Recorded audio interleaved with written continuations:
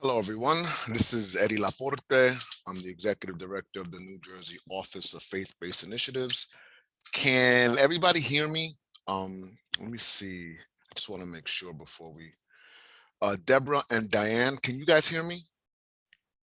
You can't talk here, so maybe raise your hand in the chat, maybe. Oh, there you go. Perfect. Thank you, guys. All right. Excuse me. So I'm Eddie Laporte. I'm the Executive Director of the New Jersey Office of Faith-Based Initiatives. And this is one of 4 webinars focusing, each day will focus on a particular funding opportunity for the Office of Faith-Based Initiatives FY23 funding. Today we'll be speaking, I'll be going through the Project Atlas application.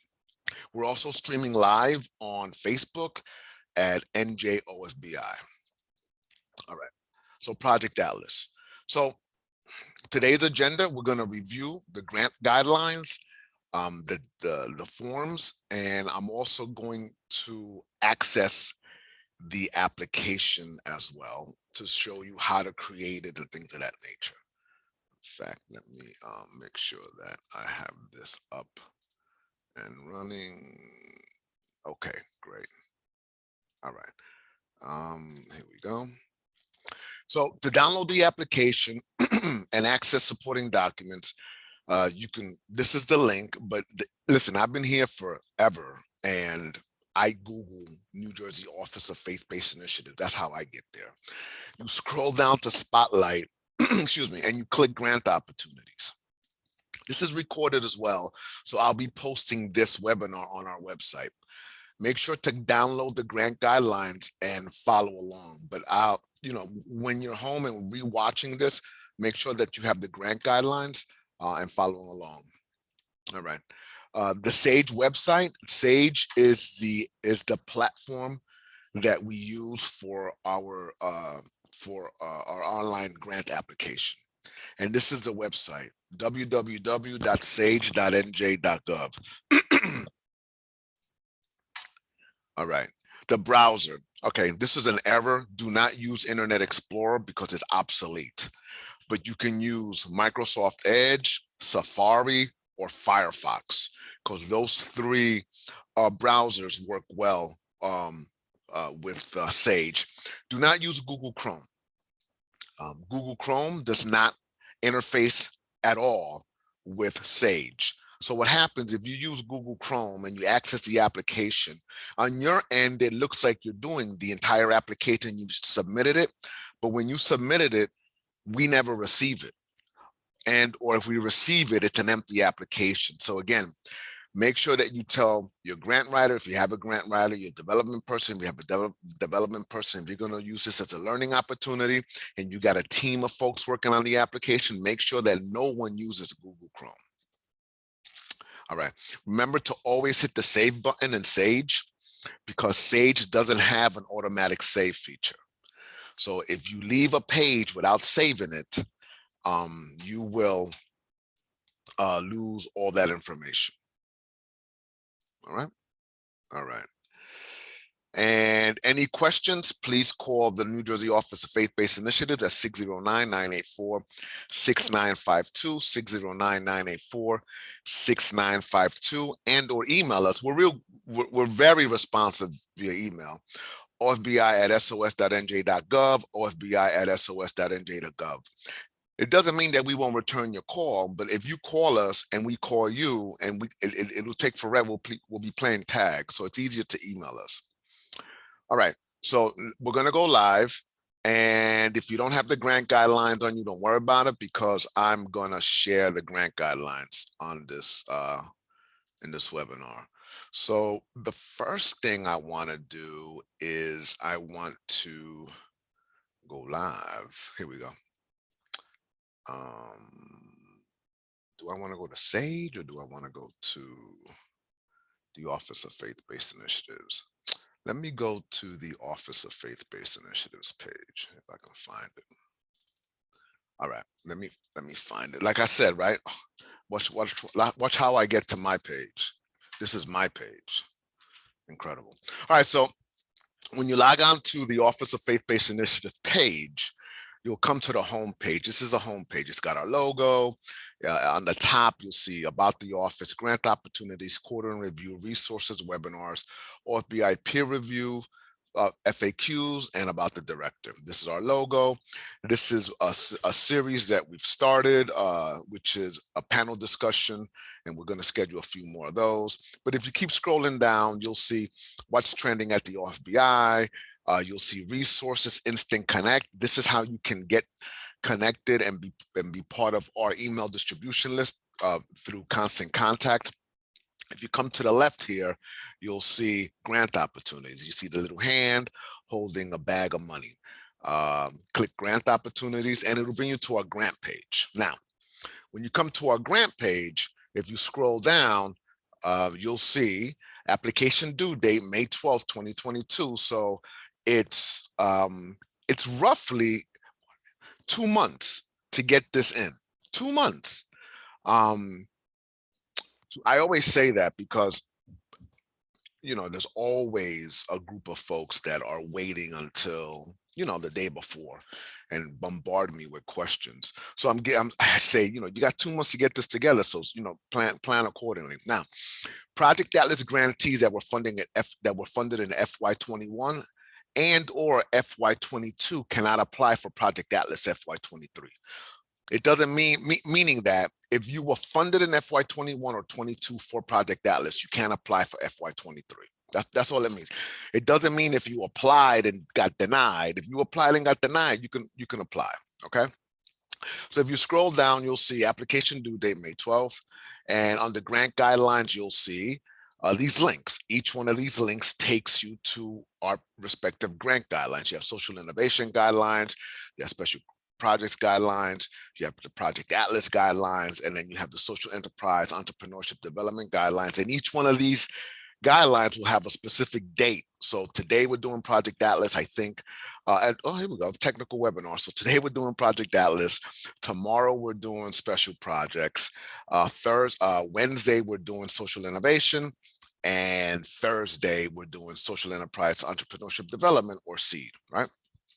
If you scroll further down, you'll see supporting documents that you need to upload, right? You'll need to upload the board resolution, which is not operational right now. I was already informed, but I'm going to show you what that document looks like so when you come back that you know you got to upload the board resolution. I'm hoping that by today, tomorrow, IT would upload it. Then you have the Project Atlas Readiness Assessment, which is not functioning either. This link is not functioning, but I will show you that in a few minutes. Then we have the seed logic. We have the logic model. So the seed logic model is just for the seed application. Then you have SI for social innovation, SP for special projects, and PA for Project Atlas logic model. So this is a universal logic model for these 3 funding opportunities. Now, the Division of Consumer Affairs and Charities. Now, when you're applying to the state of New Jersey, the Office of Faith-Based Initiatives for a grant, if your agency-wide budget is $9,999, you don't have to register for a charity registration number. The ceiling is $10,000. Once you get to $10,000, then you have to register for a charity registration number. So it's not the program, it's the agency-wide budget. And we really want you to upload your 990. If you're saying that you don't have a charity registration number, so uploading your 990 will prove to us that your most recent 990. So we're talking about 2021. Your most recent 990 would indicate to us that you're under $10,000 and that you don't have to register for a charity registration number. And I'll explain that further. So this is our website. On the right-hand side over here, you'll see buttons. You'll see quarterly review, resources, webinars, OFBI peer review, facts, and about the director. If you clicked webinars, you'll come to our webinar page. So if you're new to Sage, meaning if you've never applied to Blue Sage, right here, Blue Sage. If you've never applied to Blue Sage, there's also a Green Sage. If you've applied to Green Sage, you still have to register onto Blue Sage before you can access the grant portal, the grant application portal. So if you watch this webinar here, it's a 5-minute webinar. That's all it is. And it'll take you step by step on how to register into Sage. When you register into Sage, you won't be given access to Sage until you receive an email from the department, from Sage, telling you that you now have access to Sage. Once you have access to Sage, then you'll be able to go into Sage and create the application the way I'm going to show you in a few minutes.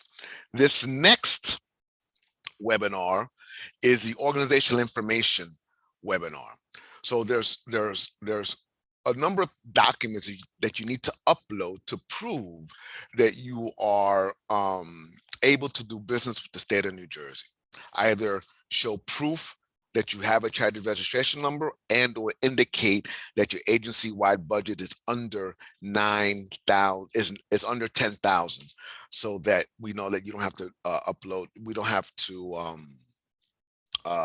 so that we know that you don't have to register for charity registration number. Then there is a division of revenue number that you need to have and proof that that number is valid. Then there is the 501c3 determination letter, right? Specific to your organization. Then there's the certificate of incorporation, not the articles of incorporation, certificate of incorporation, and then there is the certificate of standing. Well, this webinar here walks you through the process of how to navigate the Division of Consumer Affairs charitable website, so you can see whether your number is valid or non-valid, and if it's non-compliant, I should say, then it'll tell you what you need to do to get compliant. Now, if you're non-compliant, you don't call us with questions about what you need to do. You need to call and reach out to the Division of Consumer Affairs, and all their contact information is in this webinar. This webinar would also show you step by step on how to download your Division of Revenue number. Register your divisional revenue business number. Again, don't call us if you have questions. Watch the webinar and call the number in the webinar to speak to somebody at the Department of Treasury. The certificate of the IRS determination letter, you should have a copy on file in your organization. If not, you can access the IRS website and navigate that to get your updated IRS certificate, IRS 501c3 determination letter. Your certificate of incorporation. This webinar will show you step by step on how to navigate the Department of Treasury to download your certificate of incorporation. And then finally, your certificate of standing. This webinar will show you how to get access to your certificate of standing. So let me just show you what these documents look like, right? Oops. So this is the board resolution that once the link gets fixed that you're going to have to complete.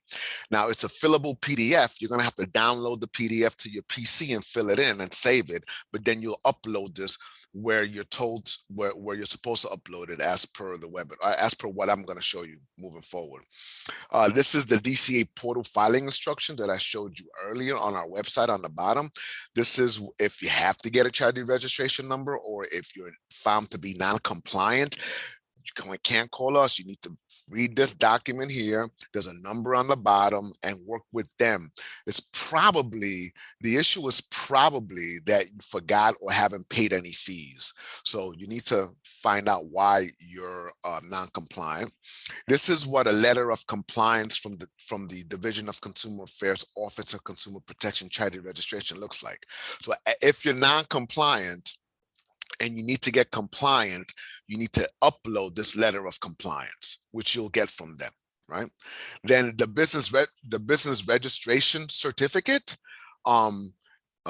it's a free download, and it looks like this. This is how it looks. We don't listen.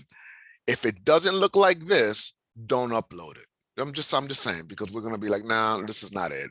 So it needs to look like this. And if you go to the division, if you go through the webinar, of the organizational information, the second webinar that I showed you on our webinar page, it'll tell you how to get this document. This is how the IRS determination letter looks like. There's no other way that the letter looks. It looks just like this. It says, we are pleased to inform you that upon review of your application for tax exemptions, we have determined that you are exempt from federal income tax, and it just lays it all out for you, right? The name of the organization should be here in this big blue box over here, and this is how it looks, okay? This is how your certificate of incorporation should look like. This is it. It's your certificate of incorporation, and then it includes a whole bunch of other documents. And then if you go all the way down, you'll see a seal by the state treasurer of whatever state you registered in, and also the state treasurer of New Jersey. So you got to get that. And that webinar that I spoke about, the second webinar, will walk you through that. And this is your certificate of standing. It's a short form, right? That's what you're looking for, the short form. It's a one-pager. It says short form standing. It looks just like this. Any other way won't work. It looks just like this, right? Now here's the deal. Your certificate of standing needs to be current. So if you're submitting the application in 2022, which is this year, your certificate of standing year should be it should say 2022 when you download it, right? If you download something that says 2021 or 2020, if you download something that says 2021, and it's after the year of the date that'll be stated here, where it says April, then you're going to have to upload a new certificate of standing, and that you can get that at the Division of Treasury website. All right, so real quick, so this is a Project Atlas application. So Project Atlas is a capacity building grant for faith and community-based organizations that are emerging. The budget needs to be anywhere between $0 and I think it's $100,000, if I'm not mistaken. The request may not exceed $10,000. There are no matching funds required. The due date is May 12th, 2022 at 4:59 p.m. You've got close to 2 months to get this in, right? Again, a Project Atlas grantees, organizations that were funded in FY21 and or FY22, cannot apply for Project Atlas in FY23. And here's another thing you need to keep in mind. If you're applying for Project Atlas, it's a capacity building grant. The budget is anywhere between $0 and $100,000. You can't apply for anything else in any other funding opportunities because you don't have the capacity to implement those projects. And this project here, Project Atlas, is specifically geared to enhance the capacity and infrastructure of the organization. Will identify a coach that's experienced in enhancing the infrastructure and capacity of organizations. We'll go through the assessment process, and the grant that you receive from us can be used to implement the pilot project of your desires, whatever it is that you want to do, which, so long as it's in the state of New Jersey, you can implement a pilot project so that you can get experience in working with a funder, submitting reports, doing budget revisions, with the understanding that your funder really gets where you're at developmentally, right? And you won't get penalized for asking questions, because we believe in asking questions, right? So, so you got to meet all requirements for eligibility, right?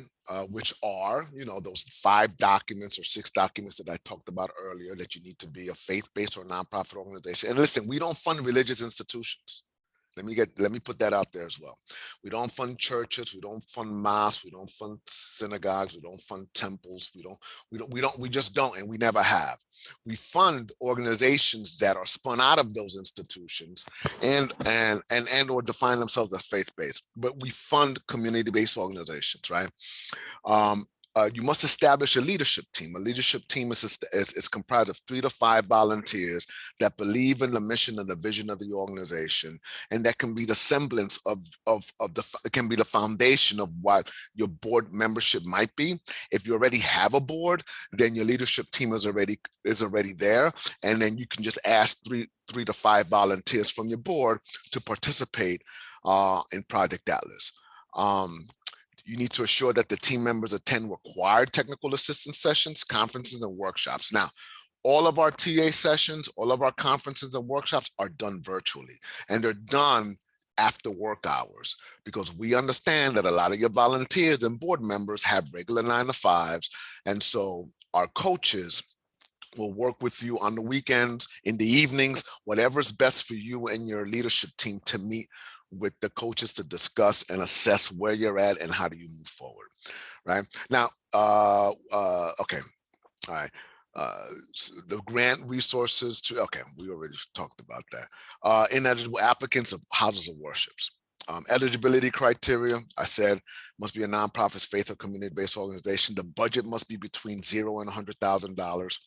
Applicants must be tax exempt with the 501c3 IRS determination letter, must be in compliance with the Division of Consumer Affairs Charity Registration, must be registered with the New Jersey Department of Treasury Division of Revenue, must be in good standing, must have your certificate of incorporation, and must have a certificate of standing. And you have to be in existence for about 1 year. Now, does that mean you have to have a brick and mortar? Not necessarily. Does that mean that your paperwork is correct for the past year? Yeah. Does that mean you've been meeting occasionally over the last year? Yeah, that's what it means. We're really open here. And you have to be actively willing to participate in mandatory training and technical assistance sessions, which are all virtual, right? So the capacity building may be, and now this is, I'm gonna give you a tip when you write this application.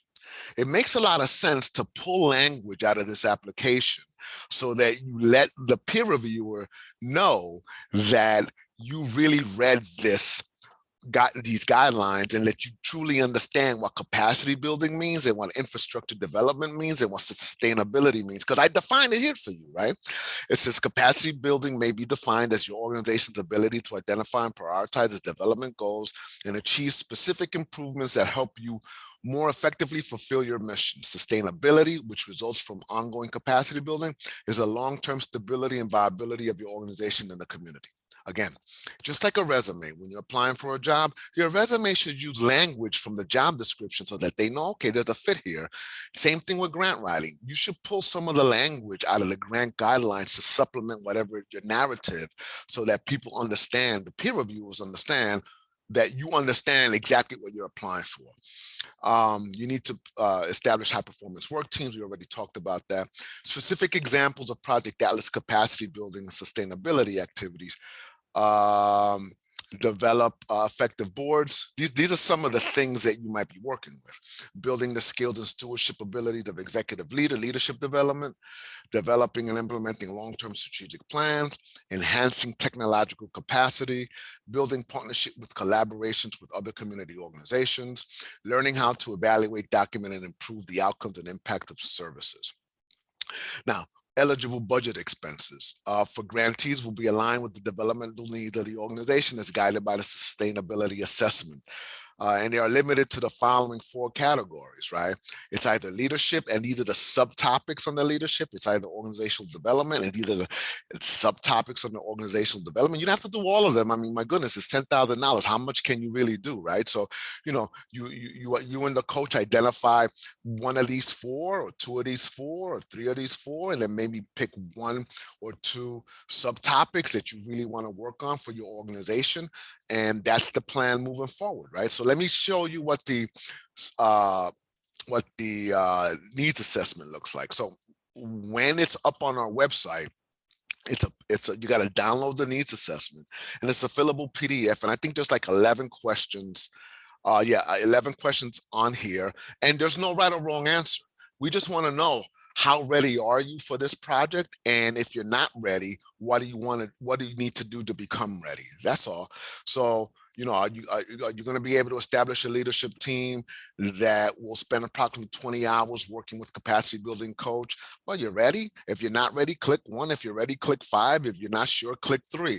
We just want to get a sense that you know what you're getting into, because we really want to help you create the strength fundamentally in your organization so that you can become viable and you become really powerful and you really continue to do the great work that you guys do on the ground floor, right? So I spoke all about this. Okay, so now it's the application requirements, right? So when you're actually on the website for Sage and you're filling out the project summary section, these bullets will not be mentioned in Sage.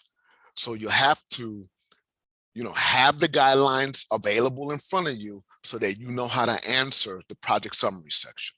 And it's 4 bullets. Explain the mission of the history and how many years your organizations have been providing community social services. Assure that all clients receiving services are low income. Indicate the number of years, the number of people served, and types of services provided. Clearly explain your understanding of the Project Atlas grant. We just want to know, do you know what in the world you're getting into? Do you get what this is all about? The description must indicate that the readiness to participate and commitment to strengthening your organization's sustainability. For organizational capacity, character count, listen, character count is 4,000 for these, right?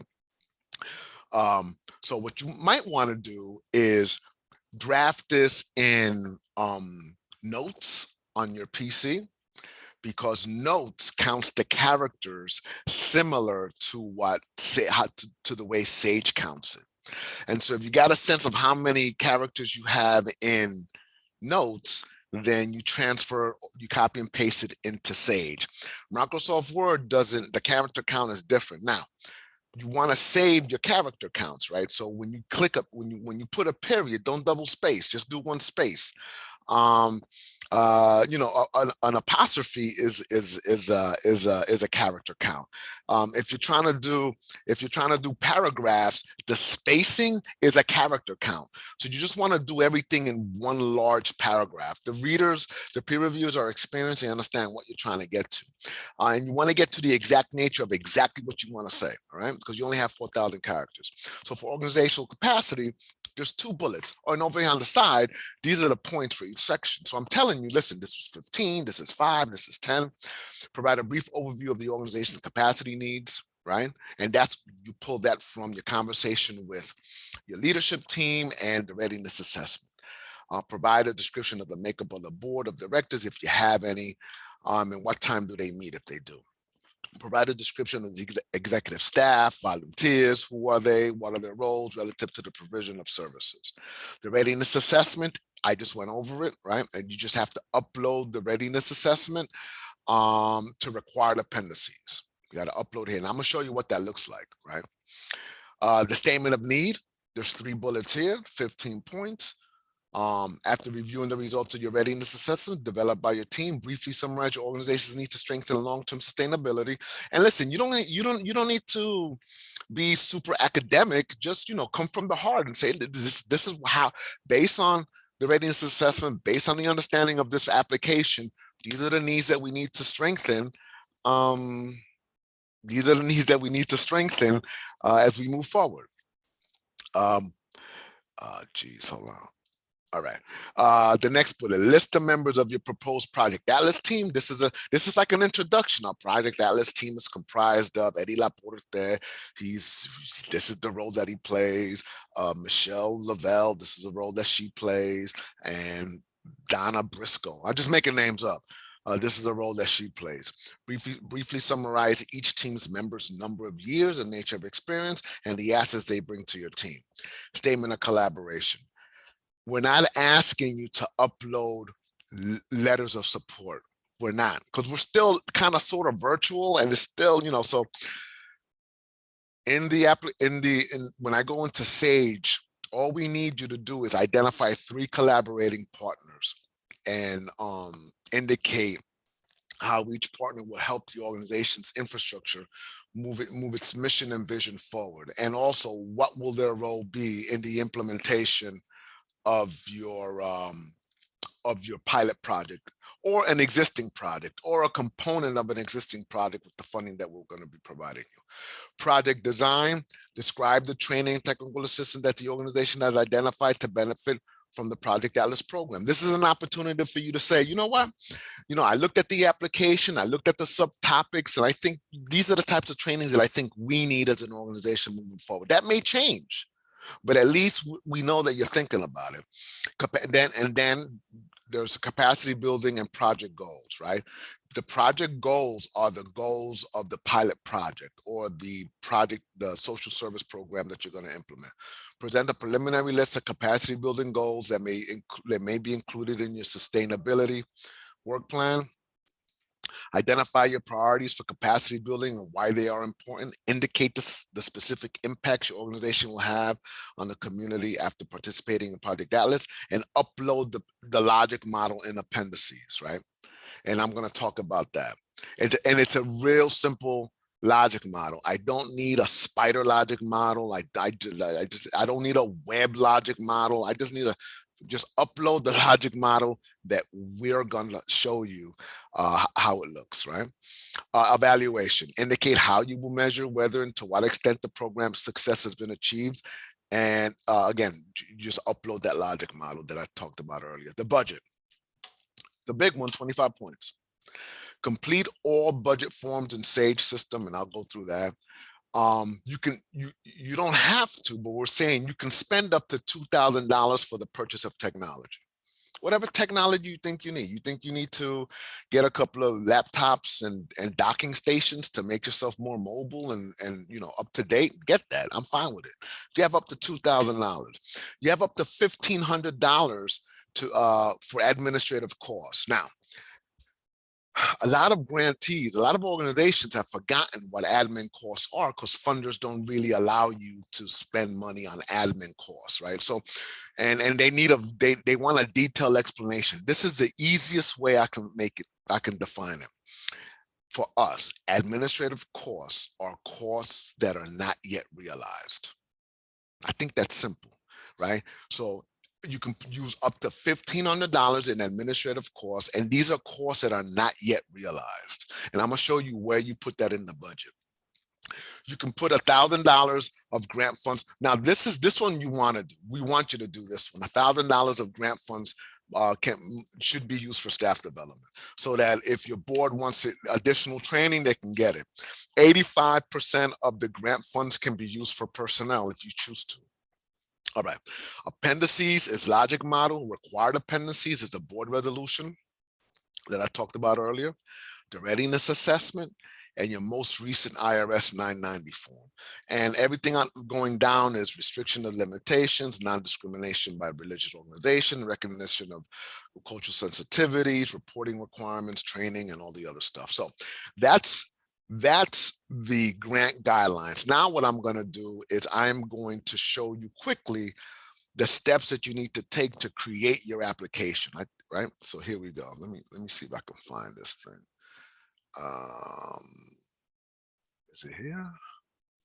See, this one, when you have too many windows open, it's kind of hard to, oh, here we go. I think this is it. Let me see. Yep, this is it. All right, so after you registered into Sage and you got authorization to come to access Sage, first thing we want you to do is use your username, put your password in, and this is our test site. It's not the real site, but it mimics the real site, and so that we can use this for training purposes. So you use your username and password. If you forgot your password, if you forgot your username and password, you click forgot username and password. You need to remember what is the email that you registered with, because that's the email that you're going to be sent your username and or password to. All right, so you click on login.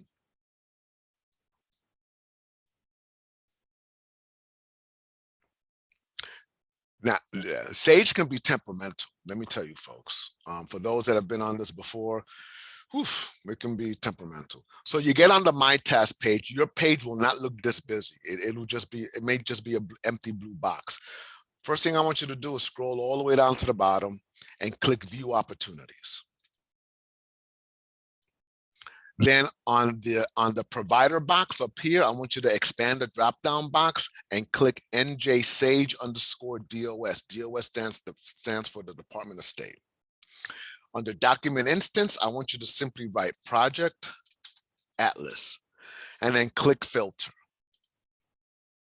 What happens is that the Project Atlas application comes up. If there's numerous applications, like old ones, you want to look for Project Atlas 2020, 2023. Even I get confused. Here we go. Right? Project Atlas 2023. Our test organization has always been, for as long as I can remember, Servicios Latino de Burlington County. Angela, I love you. Thank you for allowing us to do this. Right. So it'll say Project Atlas, the name of your organization. It'll say the application availability date. This is, of course, not it'll look different.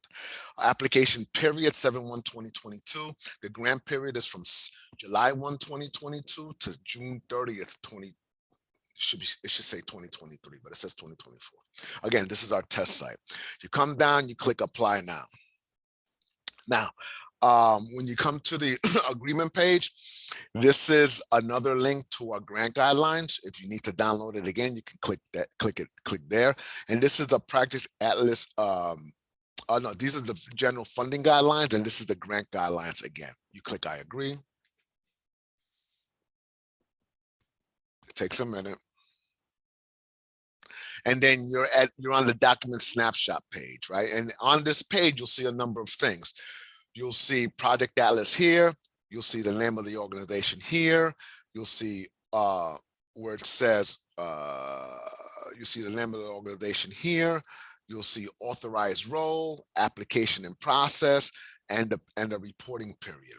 You'll see the document snapshot page. Once your application is approved, all this will be filled in based on the information that you submitted. On the buttons above document information OFBI, this here, OFBI 23PA-005, that'll be your specific grant number. And if you keep creating applications, like there are some people that just, like, you delegate this to 5 people and then all 5 people think they need to create their own respective applications. So just let them know that, we only have one application. That's the application that you work under. So to drop down these topics under these buttons, all you have to do is hover over the buttons and then it automatically drops it down for you, right? So related documents and messages is when you get approved funding, and you'll be notified in here what is it that you need to do to move the contracting process moving forward. Management tools, if you want to create a blank version of the application via PDF, just click create full blank print version of the application. And if you have Adobe Acrobat Pro, you can then export the PDF into a Word document so you can work on it in Word and then transfer that to Notes. So it gives you another way of working the application. Status changes, when you're ready to submit, you come to status changes and click apply status underneath application submitted, and then it'll be submitted. The forms menu, this is where all the forms that you need to complete for the application. So once you get to this page, if you want to again click create a full blank print version, click here. But the first thing we really want you to do is come to forms, and I'm going to go in the order of the tree. But once you create this, you can jump around, and I'll show you how to do that. So we want you to come to profile information page. Profile information. So this is a profile page, right? And so no. The first thing we want you to do, let me go back to home.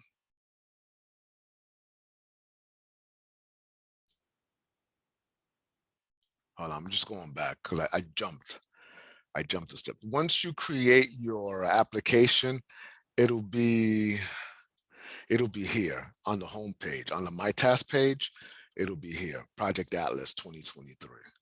And the application is in process. This is the application that I created. You click on that. So one of the things we want you to do is go to Servicio de Burlington County, click organization, and go to organization documents.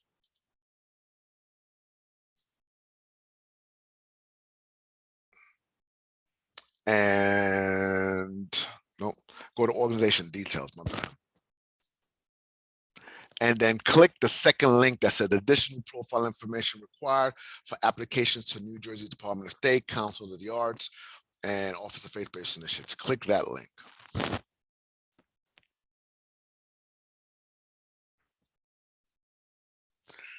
So when you watch the second webinar, organizational information on our grant page, this is where you need to upload all of the information for your charities registration.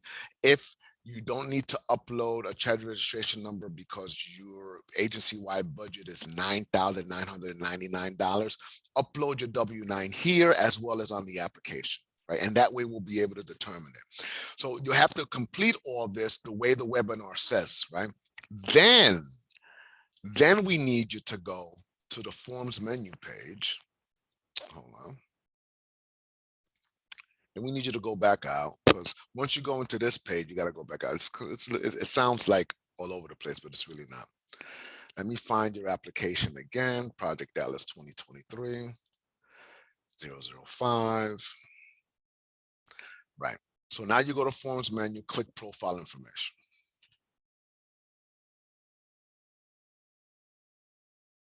All right. And so when you get to the profile information page, you're going to see that all this is empty, right? The only thing we need you to do on this page is click, it's complete these boxes in the middle. Prefix, I'm going to put, I don't know, Ms. And I'm going to put Celia, and I'm going to put Cruz. She's a famous Cuban salsa singer, and I'm going to put Salsera, right? Right, that's just a title, Spanish. And then you come to the bottom and you click the box on the bottom left that says, by checking this box, you confirm that all information shown above is accurate to the best of your knowledge. Now, the next thing, all you need to do is then click save. Clicking save will populate all the information from the additional profile information page where you uploaded your charity registration number, division of revenue numbers, the certificate of incorporation, IRS determination letter. Now, once you do that, you may get this, your information has been saved, and you may get an error. Sometimes to remove the error, you have to click save again, because not everything populated over. So just don't panic, just click save again.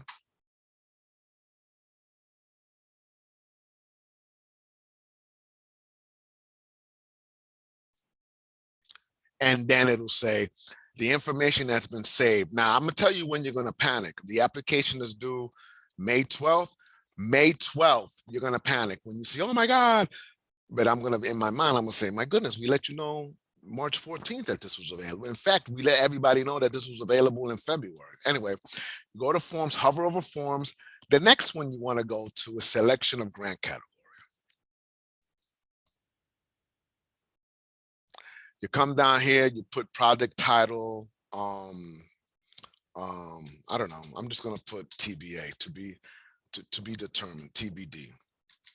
And then you click drop down box, Project Atlas, click Project Atlas, and then you can do one or two things. You can click save and then go to forms menu to go to the next form, or you can click save and next. Save and next saves this page and takes you to the next form. So I'm going to do save and next.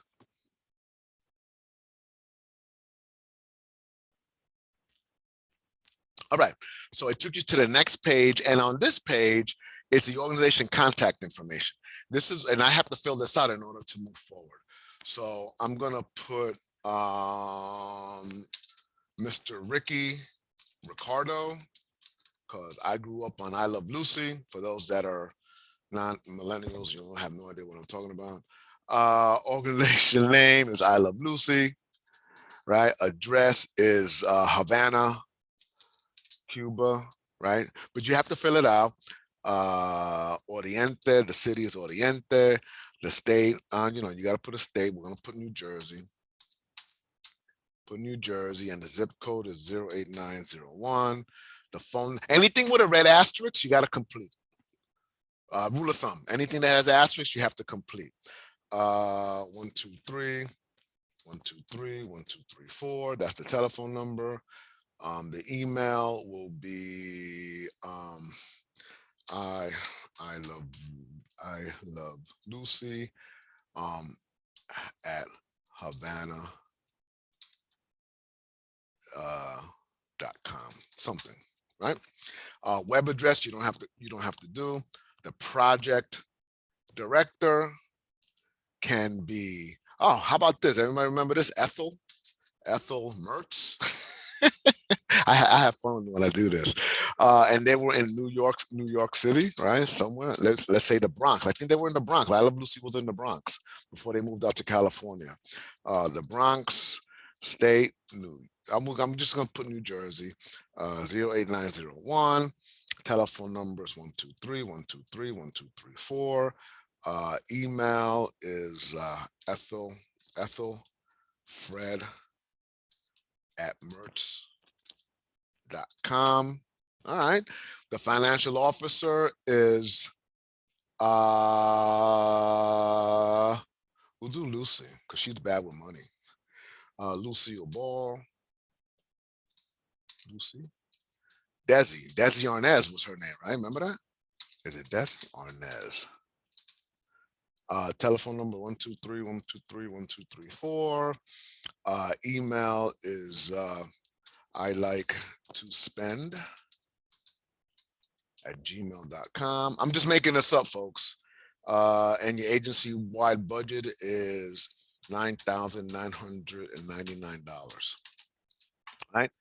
You see this, everything is good. You come up to the top, you click save.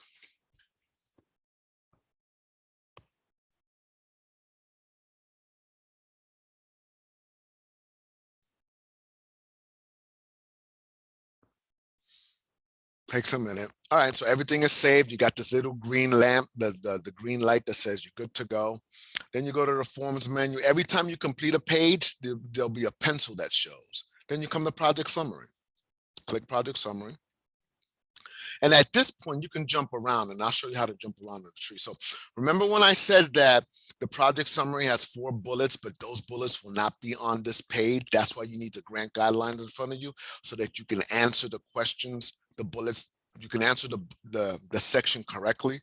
So I'm just going to put not applicable, but you see N/A already ate up 3 credits. And let me put a period, ate up 4. Let me do a double space, 5, 6. Right? Let me put a space for a paragraph, 8. Let me do a double space, 10. Boom, you're done. So you want to be real tight, and you want to do 1 space, and you want to keep it moving. After this section is done, you can go to save, and I'm just gonna show you what it is to jump around. You could jump around. Hold on. So let's say you don't want to deal with organizational capacity. Let's go to a statement of collaboration. Let's say, but you can go in order, but just to show you that you can jump around. So statement of collaboration, when you get to this page, I'm gonna show you how you get the 3 collaborating partners on this page. You put in org 1, and then you put in an answer this section the way it's asked in the grant guidelines. Right? I'm gonna put test. You come up to the top and you click save.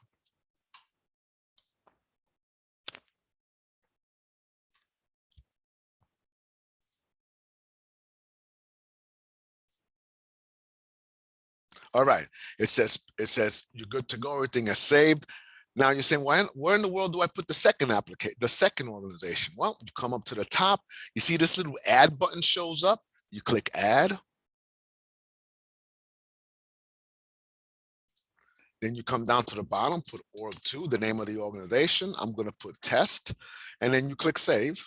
So this is the second organization for your statement of collaboration. You see the little green light comes up, everything is good. And you'll see here that you have both organizations here. Then for the third one, you come up to the top, you click add.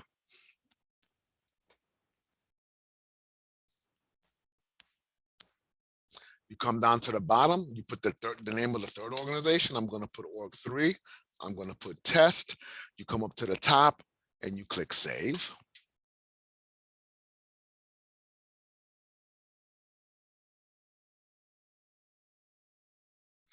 And you'll notice here on this right little drop down, you have 3 organizations saved, and that's it. These are the support letters. These are the statement of collaboration, and you don't have to upload support letters, right? Okay, great. Now you go to over forms menu, and now I feel like I'm going to do organizational capacity. Again, when you click on a particular form, you need to have the grant guidelines by you, because if not, you're going to be like, what in the world do I write in here? So answer the bullets that are on the grant guidelines, come up to the top. Remember, always click save. Always click save. And I'm going to do one where I don't click save to show you what Sage does. All right, so now that's been saved.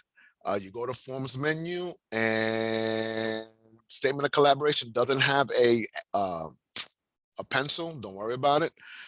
Project description.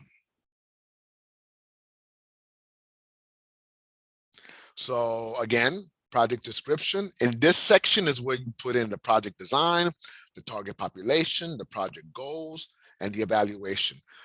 All that information on what we're looking for each one of these text boxes is in the grant guidelines. Now, this says 5,000. If the grant guidelines say 4,000, go with what Sage is telling you, okay? So I'm going to put test in here, right? Test, and test. And then I'm just going to go to the next form without even saving this. I'm going to go to personnel expenses. I try to go to another form, and it says, I don't know if you see it, but a little window drops down and says, warning, your changes on this form have not been saved. Select cancel and select the save button to save the form. Okay. Thank you, Sage. I'm going to go up to the top and click save.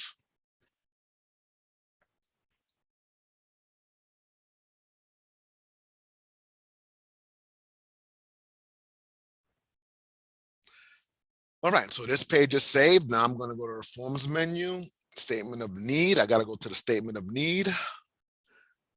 Again, you have to have the grant guidelines next to you so you'll know exactly what to put in here. I'm going to put in test just to give you a sense of what's going on. Come up to the top, click save.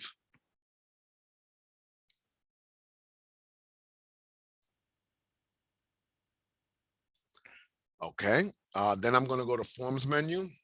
And now I'm going to do the budget, right? So the first thing I'm going to do is go to personnel. Now this is key. You guys gotta get with this one. So you can do fringe, or you can put 0 here, and you can pay fringe from another source if you want to. But just for argument's sake, now if you're gonna do fringe, anybody that's gonna be charged from OFBI and you're going to charge a fringe must all be on the same page. If you have one person that's not going to be charged fringe of OFBI, you have to create another page, and I'm going to show you how to do that. So this is a fringe page. Just for argument's sake, I'm just going to put 1, right? I'm just going to put 1 in here. Now, the position is, I don't know, youth coordinator. I don't know. And let's say you have 2 youth coordinators, right? Youth coordinator. You have to make each position unique. So you can't write youth coordinator. It should be youth coordinator 1 or youth coordinator 2, so that Sage can attach the name of the person to that title. If you have youth coordinator and youth coordinator, it doesn't know which youth coordinator to attach it to. So I'm going to put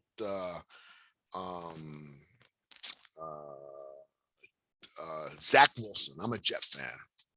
He's the Jets quarterback.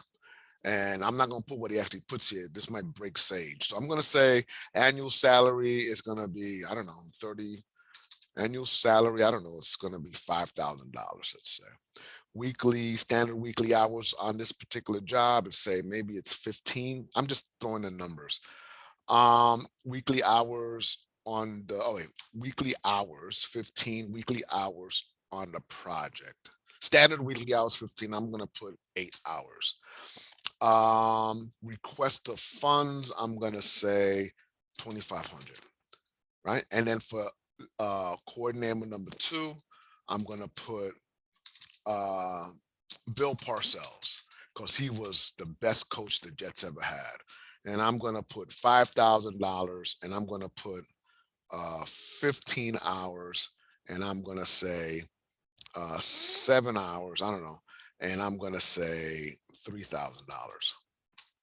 These other boxes, the weekly hours on the job project, on the weekly work time on the project, funds from other sources, you can't fill out. And I'm gonna tell you why, right? So after you've done that, let's say that's all you're gonna do for Fringe. I mean, for this Fringe page, you go up to the top and you click save.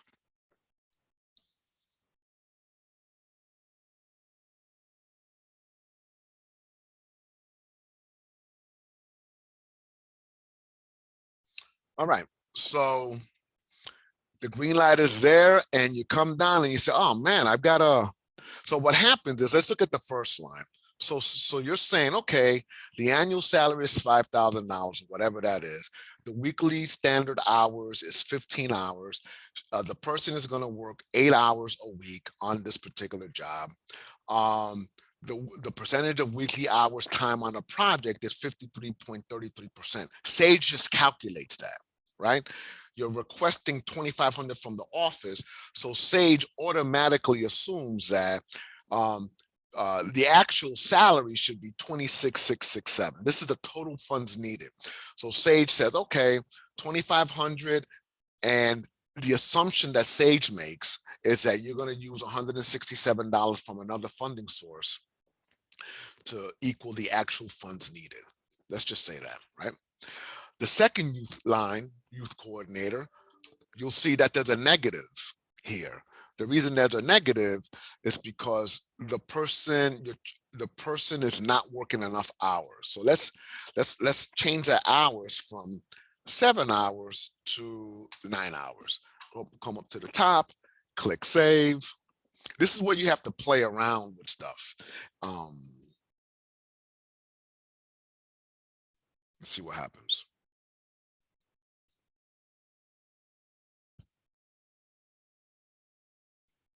All right, the negative is gone, right?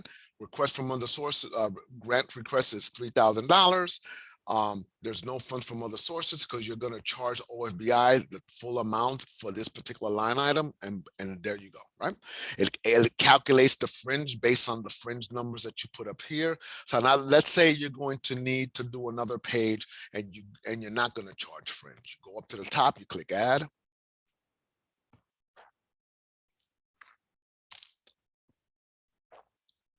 You come down to the bottom and you'll say youth coordinator 3, or let's say you're gonna director, let's just say, and the staff's name is Vinny Testaverde,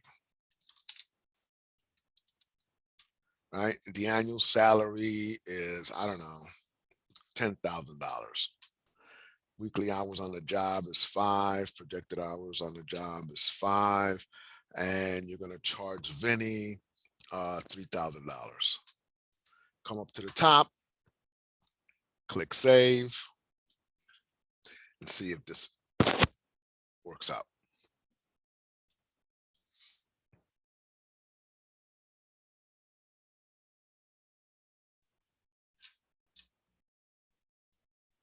All right, let's see. Scroll down to the bottom.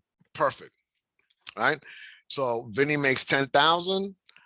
You're charging, he's going to work 5 hours weekly. Oh no, standard weekly hours. I need to change that. It's 35. Go up to the top, click save. This is the back and forth that you're going to have to do in Sage. It's just, oh, I forgot to put this in there. I forgot to put that in there. Oh, this doesn't really make sense. All right. So you see that there's a negative here. The reason there's a negative is because Vinny's not working. Sage is saying he's not working enough hours here, man. So let's say you're going to increase his time on the job from 5 to 7.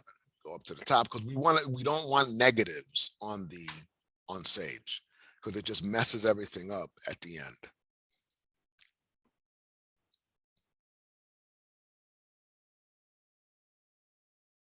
Still a negative. So let's say he's going to work or she's going to work 10 hours. So we come up to the top and click save. Let's see if that works.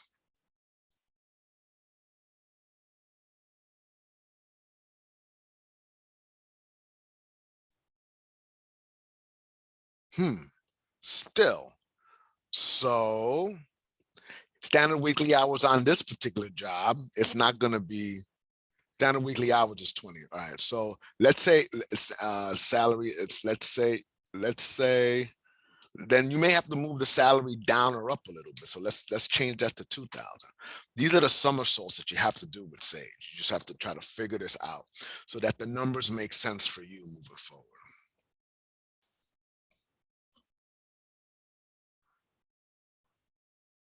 There we go. All right. So Vinny makes $10,000 a year. He works 35 hours a week. We know that's crazy. He's going to work 10 hours on this job. You're going to charge OFBI $2,000. OFBI automatically realizes that if you divide 35 into 10 and it'll give you this percentage, and Sage said, okay, based on this 28.57, he or she should actually get paid 28.57. And it'll say, okay, you're going to charge OFBI 2,000. So the other 857 is going to come from other funding sources. That's all it means. That's all it means. Can you guys still hear me? Okay, good. All right, good. You come up to the top, you click save, you click save, come to format. So how much is this? This is 2,000 here, 2K here. Sometimes you need a piece of paper and 1K from the other personnel page. Come up to the top, go to forms, scroll down, consultant and contractors.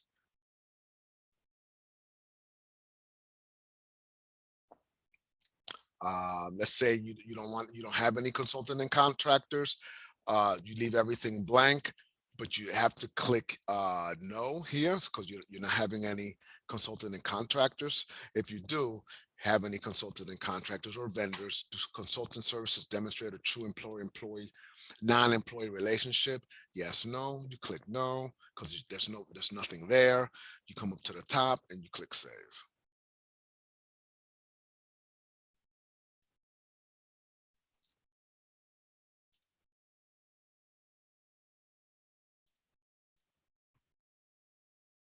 All right, everything passed. You come up to forms menu, you scroll down, you go to other course categories. Now you have $3,000 in personnel and some change. So you have about $7,000 to spend, right? So let's say you want to use $1,500 for admin costs. So you put admin costs, if others, right? And then in the justification box, you write expenses not yet realized, right? Cost estimate is what the total $1,500 is. Grants from OFBI, $1,500, and Sage automatically calculates. Okay, the total the actual cost is 15. You're charging Sage 1,500, so there's no funds from other sources. And then let's say you're going to use $2,000 for equipment. Let's just say 2 laptops at 1K each. And let's say 2 laptops at 6K each. And docking and 2 docking stations at $400 each, right? 16. Not 6K each. What the heck am I talking about? At $600 each, right? All right. So let's say that's $1,000. No, that's 12. That's $2,000. $2,000. And then you're charging OFBI $2,000. And then it's automatically calculates it for you. If you come down to the bottom, it's $3,500 already put to the side. That's 3, 4, 5, 6. You have about $400 to go. Let's say you want to do meals. Go to other, right, meals, justification, snacks,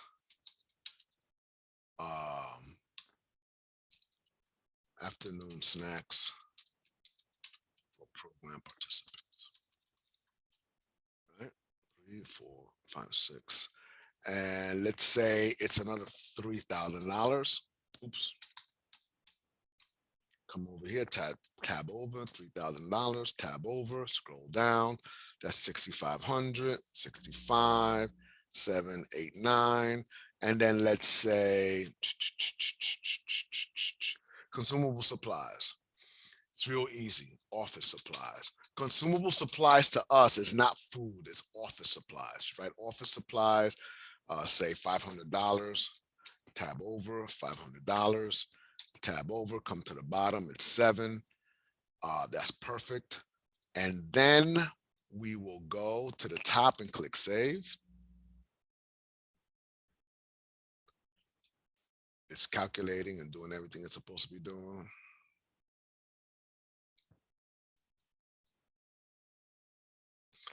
And everything is okay.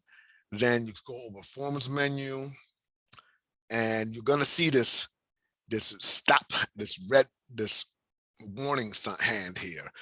Right? If you see this hand on any one of these forms above, that means that something is not done completely right. So you go to overall budget.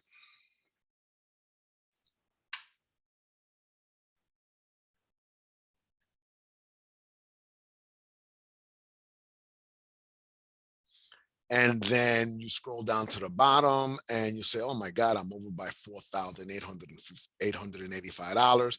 Then what you'll have to do is go back to the forms, the budget forms, and figure out where did you go over by $4,885. Make those adjustments, click save, and then come down to required appendices. And this is where you would upload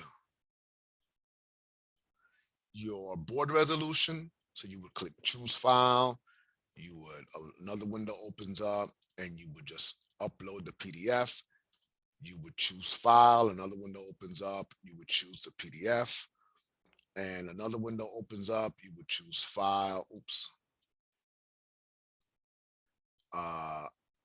and open, and another PDF opens up, and you come up to the top and you click save. So that's a board resolution, the readiness assessment, and IRS Form 990. And then you go to forms, you go to appendices, and you'll write logic model. You choose file, you identify that document, click load, upload it, click save.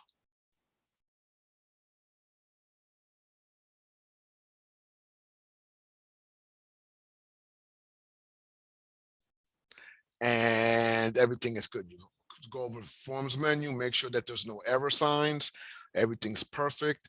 You go to status change, you go to the apply status that's underneath application submitted, you click apply status. You agree that you are submitting the application, you click I agree.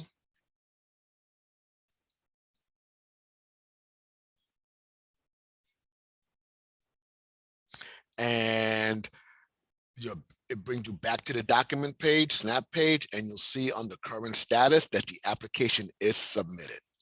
And that's how you submit the application for OFBI. Are there any questions? If you have any questions, you can put them in the chat if you like, or if you have any questions and you want to think about this, because there was a lot of information, you can email us at ofbi@sos.nj.gov, ofbi@sos.nj.gov. This webinar will be posted later on today on our website. So if you want to watch it again, you surely can. And if you have any questions, again, please don't hesitate to email us at ofbi@sos.nj.gov, or you can call us at 609-984-6952, 609-984-6952. All right, everybody, the webinar is over. I don't see any questions, but if you do have any, just don't hesitate to reach out to us. Thanks a lot and have a nice day. Let me do this. Stop live stream and